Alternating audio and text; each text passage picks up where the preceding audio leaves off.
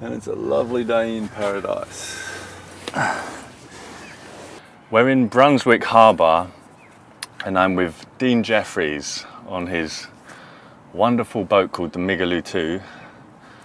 Great to have you on the podcast. Yes, nice to meet you, Josh. Can you tell us a bit about the Migaloo? Okay, well, Migaloo 2, this it's a 45-foot ketch. It's named after the white whale, Migaloo, that was first spotted going past here, Byron Bay, about 20 years ago. And I guess Migaloo is a little bit like the white buffalo, you know. There's prophecies here with the local Aboriginal people that, you know, when a white whale appears, then it's, they call it Jitterer. When it comes, it's going to herald a new age and a time of great change. So I guess that's what we're in now.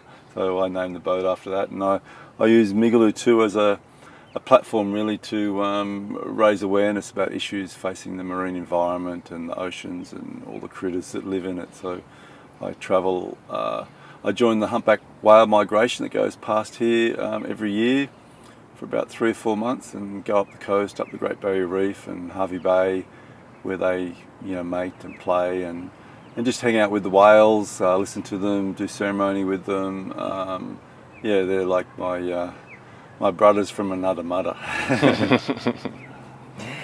Now, it's been a while since your previous documentary, Shamans of the Amazon, and you're now currently working on a new documentary called Toad Whale's Son. Can you talk a little bit about that? Yeah, okay. So, yeah, the toad, the whale and the sun. So the toad is obviously about Bufo alvarius, a toad that I met over in Mexico a few years ago, and Octavio initiated me into that here in Australia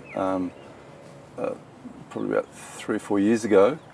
That's a whole story. Then there's the whales. So the whales are something I've been involved in for a long time, probably over a decade, you know, probably 13, 14 years I've been doing this pilgrimage with the whales. So I've got a very deep connection with the whales, and when I connected that with the Bufo alvarius, I could see that there's some similar magic that both of them are bringing through. And then more recently, I've had a very strong connection with the sun, which sort of was a little bit, you know, came out of the blue, really. You know, when I was in Mexico, I ended up on the top of some pyramids and doing ceremony, and some things opened up, and found that it was necessary that I start, you know, delving into the sun a little bit deeper. And so I've been, you know, combining my work with the Bufo alvarius toad, the whales, and the sun, and recording that, but more so just being with the sun on a level that I wasn't sure was possible. So incorporating all that together, and I've just pretty much finished shooting that documentary that's been going for about the last 3 years, and now I'm in the editing phase. So I'm looking forward to creating that little piece. Mm-hmm. Yeah. Perhaps we can give the viewers a little glimpse of the trailer right now.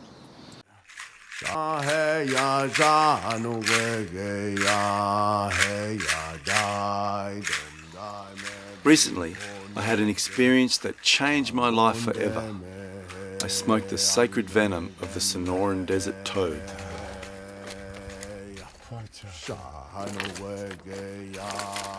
20 years ago, I made the groundbreaking documentary about ayahuasca called Shamans of the Amazon. I now feel called to make another groundbreaking shamanic documentary, this time focused around the powerful ritual involving the Sonoran desert toad. My initiation into this powerful shamanic ritual led me to the Sonoran desert in Mexico and to sacred Mayan temples. I met with some indigenous shamans of the region and did powerful ceremonies with them. You know, you basically have an experience of ecstatic surrender, of bliss, cosmic oneness. It was this merging back to where I felt like I had come from as a soul, which was God. It's opening up the top chakra, Sahasrara, the thousand-petaled lotus. And one cannot, one's ego cannot exist within that realm. During my quest, I was also guided to do ceremony in the water with the whales and explore the ancient practice of sun worshipping to unlock some of the mysteries they are holding for humanity. The toad, the whale and the sun, they're all light, they're all connected to a source, and the toad and the whale can help take you to that source.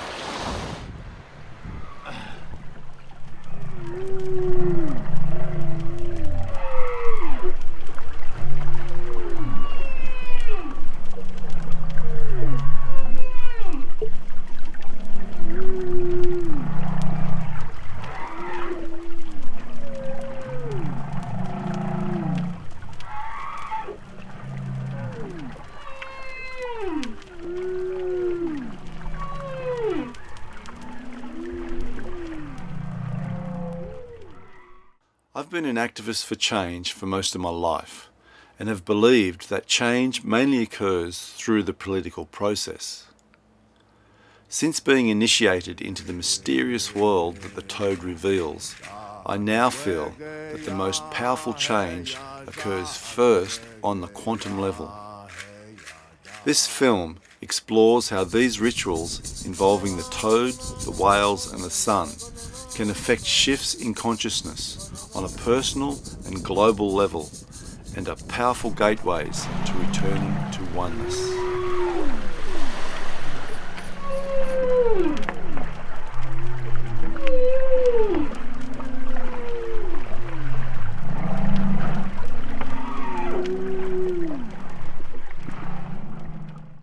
You also set up a Facebook group to help people that might have had problematic toad journeys, and it's really taken off.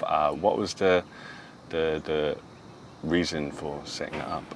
Yeah, well, I guess it came from my first experience with Bufo alvarius when Octavio came to Australia a few years ago. So it was very early stages of toad use. Now it's become a lot more well known.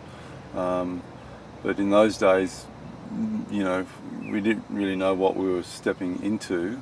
I just got a message from a friend saying, hey, you want to have an experience that's going to change your life forever? And I went, yeah, sure.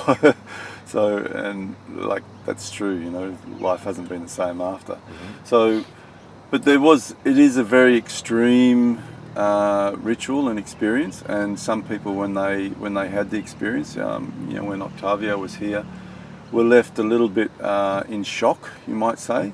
Some would say traumatized, and then we heard, there was other people, having trouble integrating the experience because it's a complete out-of-body death experience. And so, I was liaising with Octavio at the time and said, how about we start up a website where people all around the world at least got somewhere where they can go, because Octavio was traveling the world and integration wasn't a big part of his process at that stage. So by Octavio you mean Octavio Rettig. Yeah. He's also featured on a few other videos in this podcast series if you want to check him out, and it seems you can't have a discussion about toad medicine these days without his name cropping up, but he's really been one of the global evangelists on the medicine. Yeah. Perhaps you could share some of your thoughts on the healing properties and the cultural implications of its use. Yeah, well, it has been useful for some people resolving different things. I use it myself, I guess, in my own spiritual journey to discover deeper aspects of myself and my relationship with everything. I've also been using it to dive deeper into my relationship with the whales and also the sun.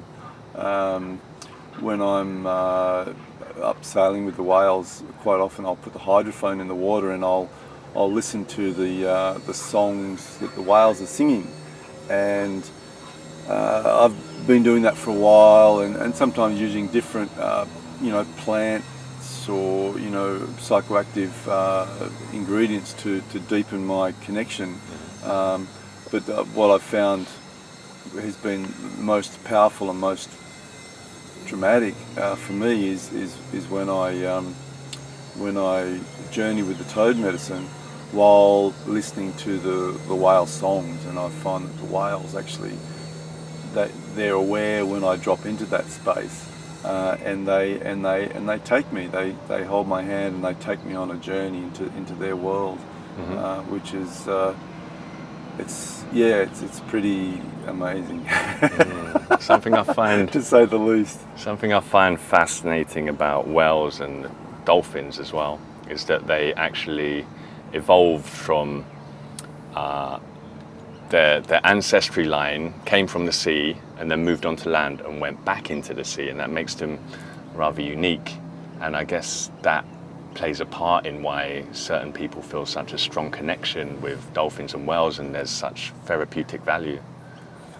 Yeah, well, my connection runs very deep with the whales. There was one time when I was experiencing, it was actually a magic mushroom journey, and I was up in the bay with the whales, and I felt them calling me, saying, come back, come back and join us. And I nearly did. I was up to my waist, in the water, and I felt them calling, and then I just said no. I just said to them, sort of telepathically, like, I've chosen to have legs this lifetime, and do work in the human realm. So maybe next life I'll come back as a back as a whale again, and we'll play. I play in the water then. I can totally relate to that because I have that kind of affinity with birds. And just a few minutes ago, a white-bellied sea eagle flew by, and I was totally mesmerised. And I'm just trying to block that area of view now in case it flies by again. I know, it's beautiful here on the river. We just watch the eagles go past. Sometimes we have dolphins and even sharks swimming around just out the back of the boat here.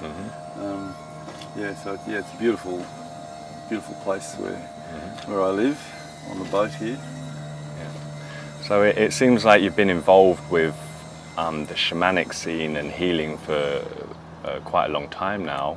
Your other documentary was released, 2000? Yeah, so Shamans of the Amazon was released in around 2000, just after, fortunately, I just managed to get an interview and meet Terence McKenna just before he died. So he featured quite strongly in that documentary. And then the documentary before that was called Amazon: The Invisible People, and that was I started filming that in 1992 in Ecuador. That's when I got introduced to ayahuasca, really. I didn't really know what it was at the time. A friend of mine, Sparrow, he just sat me down when we were walking out in the jungle with this shaman and said, hey, try this out. And I went, what's that? He says, oh, it's ayahuasca. And I went, oh, okay, I'll give that a bash. And, that was 25 years ago or something, yeah. And then that was in a little bit my first doco, but yeah, I found it fascinating, and we talked with some other people about if it was time to make a doco about it, because I didn't want to sort of expose it too early, but the people that I spoke to said, no, it's time and we need to get a doco out which really fully explains it and its cultural uses, and so people, if they were introduced to it, respected it and got the most out of it. So I went ahead and made Shamans of the Amazon, and pretty much in the last couple of years I got to the same space when I got introduced to the toad medicine. I thought, wow, this is incredible. And then I just sort of sat on it for a while and just sort of wondered, whether it was time to make a doco about this as well, because I didn't want to make it and just expose it to people before its time.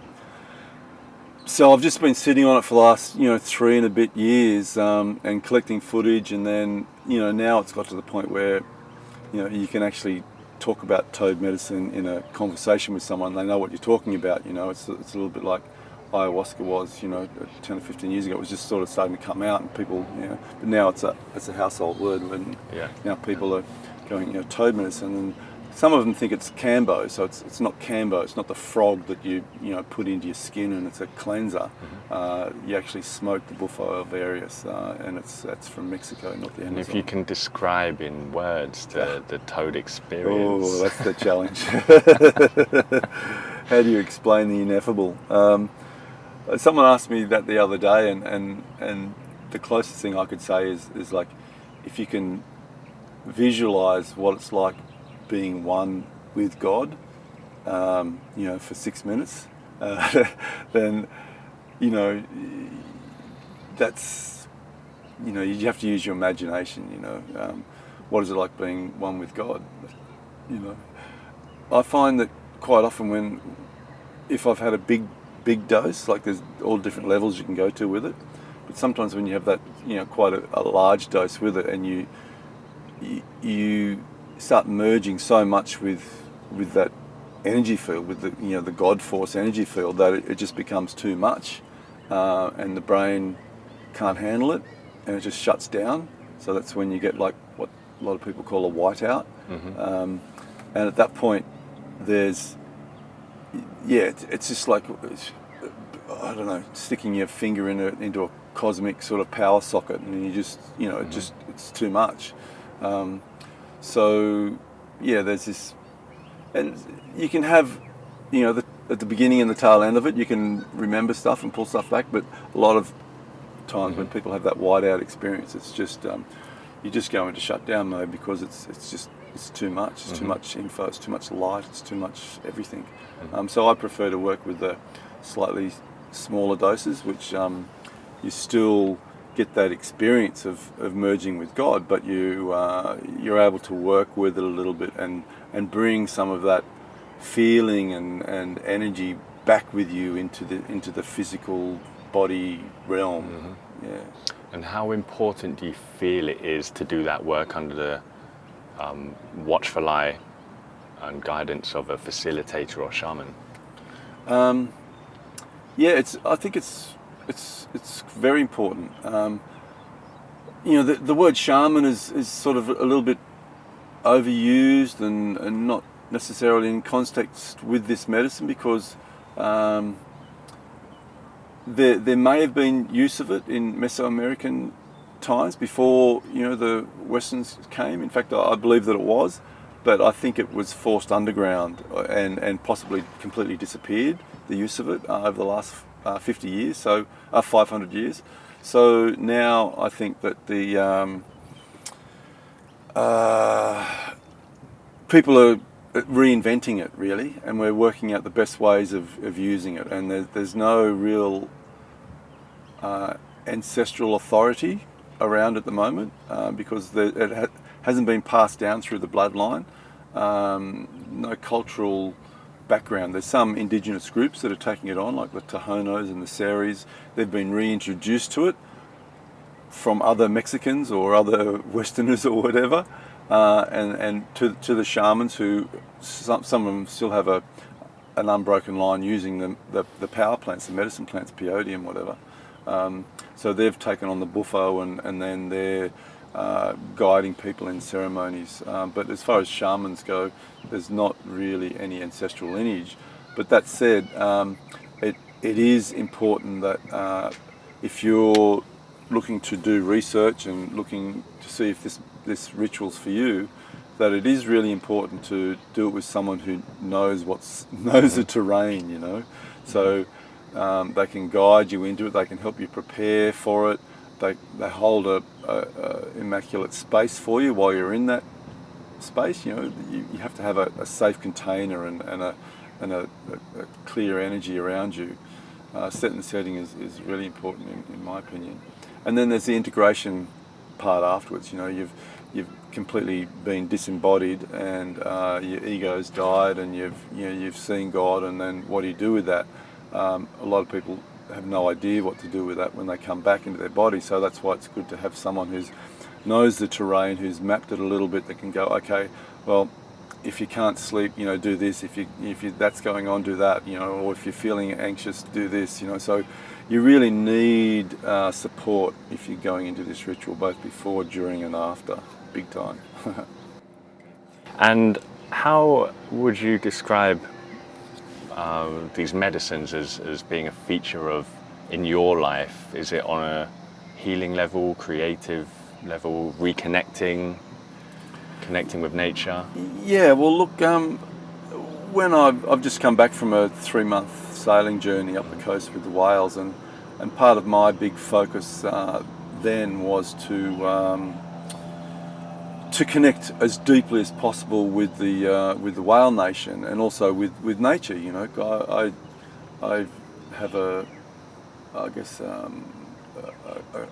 quest or an idea to be able to communicate with nature on a very, you know, personal and real level. So when I go into the toad medicine, I often have that intention when I go in. So for example,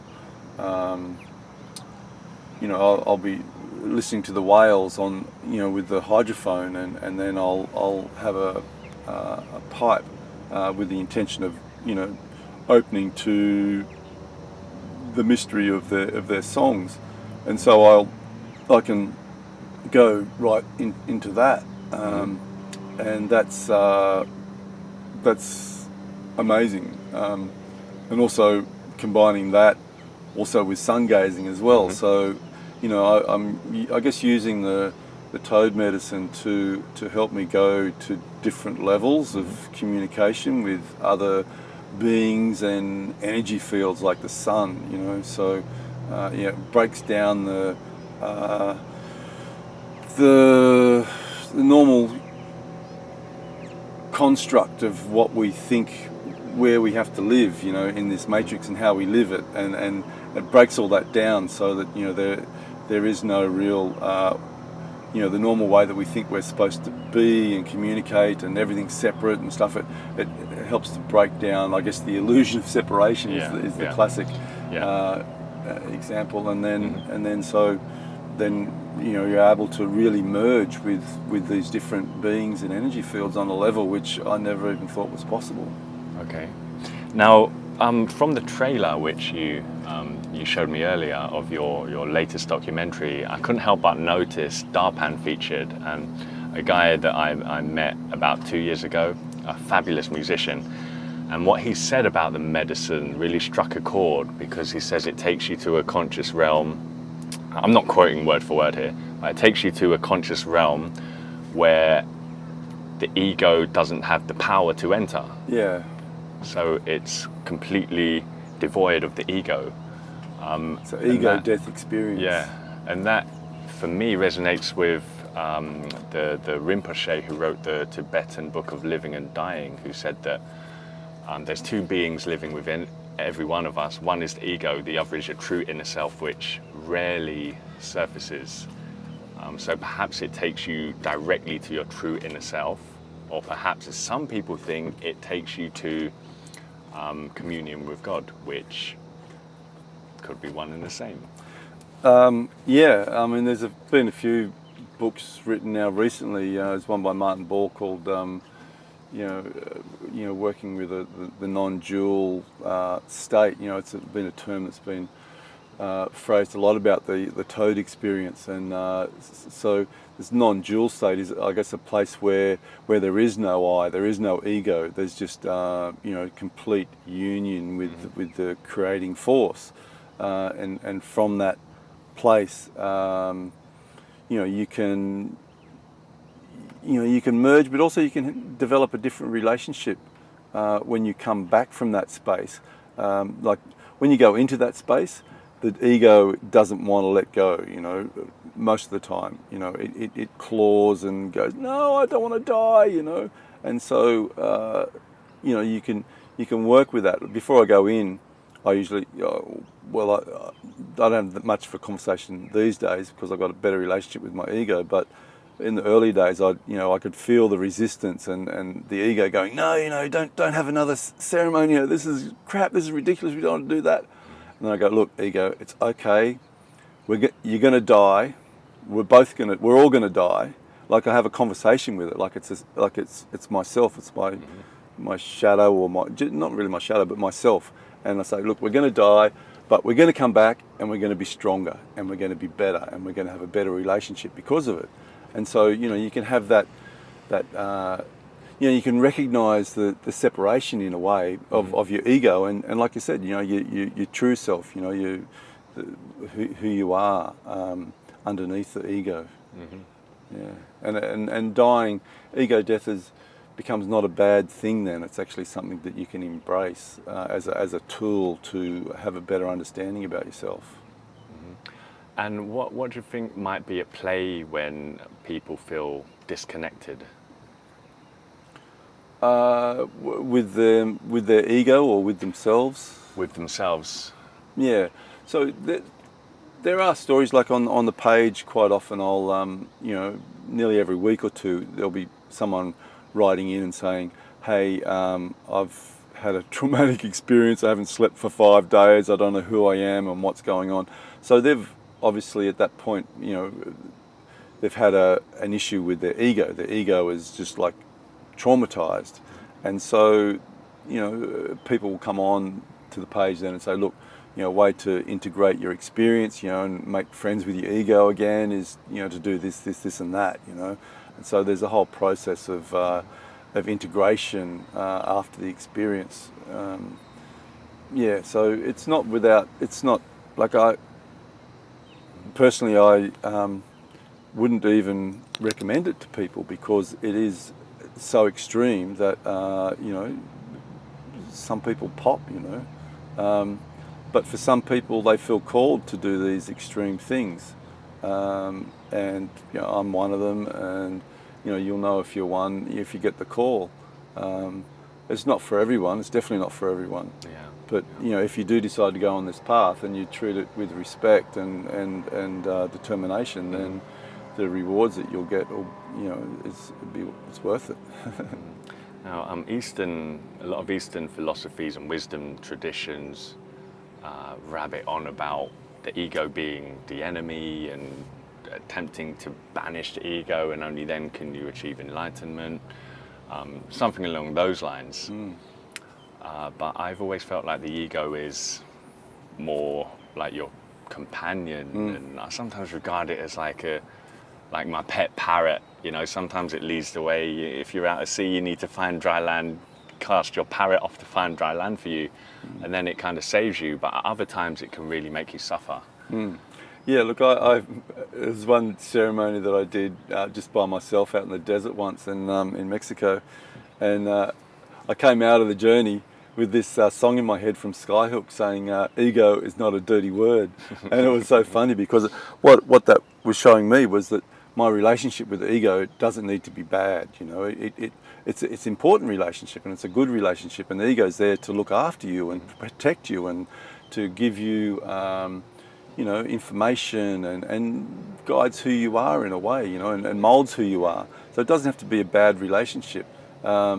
It's just that you want to have a healthy relationship with it. And I think what the toad does, it shows you that there is this sort of separate identity inside yourself, which is the ego, and that you can have a relationship with it even if you're going to kill it. You can have a healthy relationship with your ego, and then okay, now we're going to die. Oh, again? Yeah, again. Oh, all right then. Perhaps you can give some thoughts on the evolution of these medicines and on a global scale, and how you've seen them change, and the opinions and the usage, and perhaps also how it affects the collective consciousness of humanity and planetary issues. Yeah. Well, that's one of the reasons I'm making the documentary too, is to share with people about what's going on, and because I see what's going on with the toad medicine, and also the rise of awareness with the whales too, and even the sun worship. It's all, people are sort of tuning in on levels that haven't been happening for a long time, and there might have been a few mystery schools and stuff doing this work, but now it's like there's a lot of people doing it. So I see what's going on now as a collective awakening, because people are having a deeper relationship, not only with themselves and their ego and who they are and how they fit into this world, but also their relationship with the external, the sun, the nature elements, and so this, I believe, is going to bring about a transformation of consciousness on the planet, and I have a lot of faith actually that it's like ayahuasca helped to bring about sort of like a collective awakening on a certain level, and it's come out of the jungles and it's sort of permeated a lot of areas of society. You know, even the the soldiers, you know, suffering from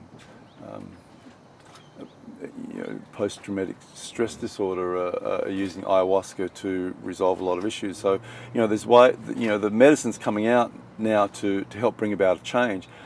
Now the toad medicine is coming out, really only in the last 2 or 3 years, and it's coming out exponentially. You know, so, you know, it's quite incredible what's going on here.